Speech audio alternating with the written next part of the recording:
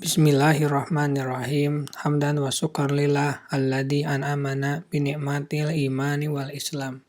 47 materi pembagian tauhid. Mengapa ada pembagian tauhid? Syekh Muhammad bin Abdul Wahhab berkata, wa a'damu ma amarallahu bihi tauhidu wa huwa ifradullahu bila ibadah. Hal teragung yang diperintahkan Allah adalah tauhid, yaitu mengesahkan Allah dalam ibadah.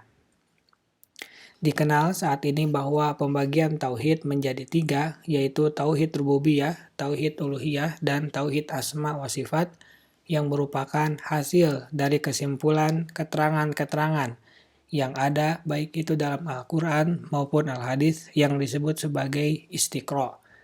Istiqra adalah upaya untuk mencari dan menyelidiki bagian-bagian parsial untuk mencapai hukum atau kaidah yang menyeluruh.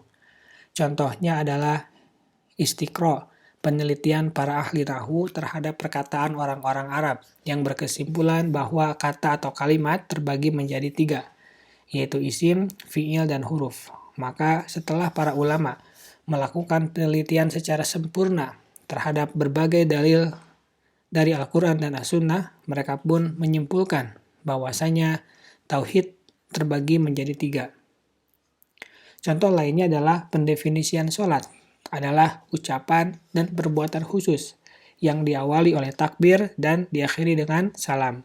Pendefinisian ini muncul berdasarkan dalil-dalil yang ada yang menunjukkan bahwa sholat itu dimulai ketika takbir dengan bacaan dari awal sampai akhir sudah dicontohkan oleh Rasulullah SAW dan berakhir dengan salam.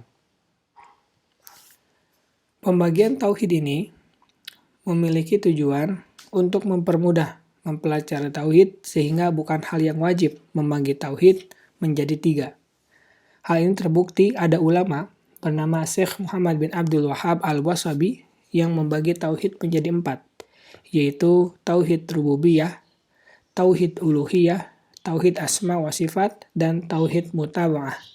Dan ada juga yang menambahkan selain 3 tauhid yang sudah dikenal dengan tambahan pembagian yang keempat, yaitu tauhid hakimiyah atau mulkiyah.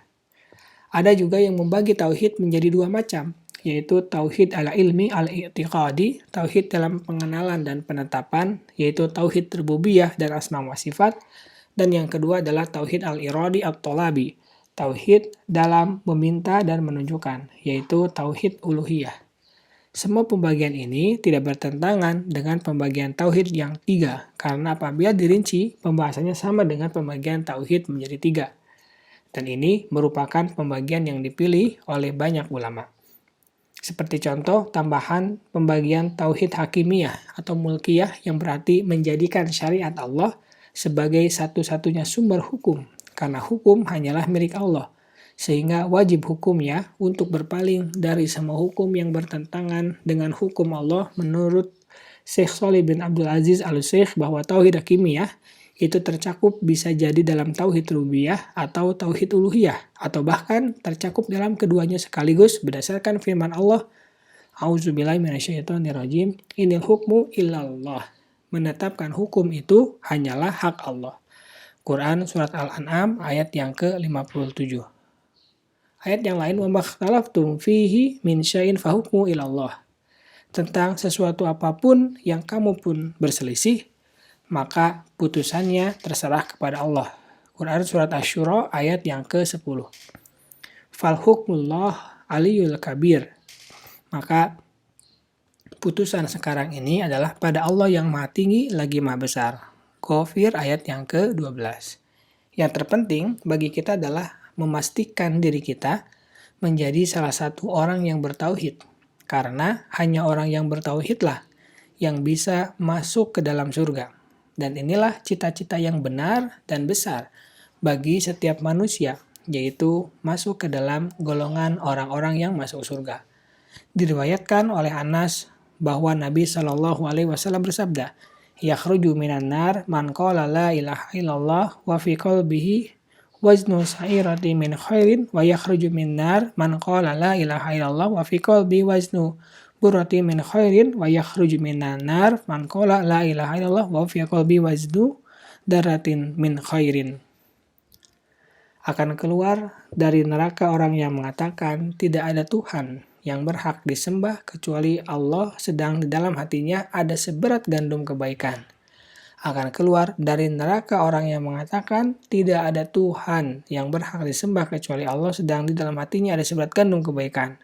Akan keluar dari neraka orang yang mengatakan tidak ada Tuhan yang berhak disembah kecuali Allah, sedang di dalam hatinya ada seberat jagung kebaikan. Hadis riwayat Bukhari dan Muslim.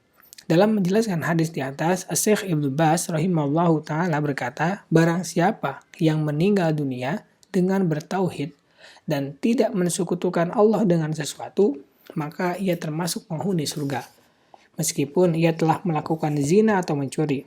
Demikian juga ia telah melakukan maksiat lainnya, seperti durhaka, riba, persaksian palsu, atau yang lainnya. Karena pelaku maksiat itu kedudukannya berada di bawah kehendak Allah. Jika dia berkehendak, dia akan mengampuninya. Jika dia berkehendak, dia akan mengazabnya sesuai dengan kadar kemaksiatannya. Jika ia meninggal dunia dan belum bertaubat, dia akan mengazabnya sesuai dengan kadar kemaksiatannya jika ia meninggal dunia belum bertaubat. Jika dia masuk neraka dan diazab, dia tidak kekal di dalamnya. Akan tetapi, ia akan dikeluarkan dari neraka untuk menuju surga setelah disucikan dan dibersihkan. Subhanaka Allahumma wa bihamdika asyhadu an la ilaha illa anta astaghfiruka wa atubu ilaik. Assalamualaikum warahmatullahi wabarakatuh.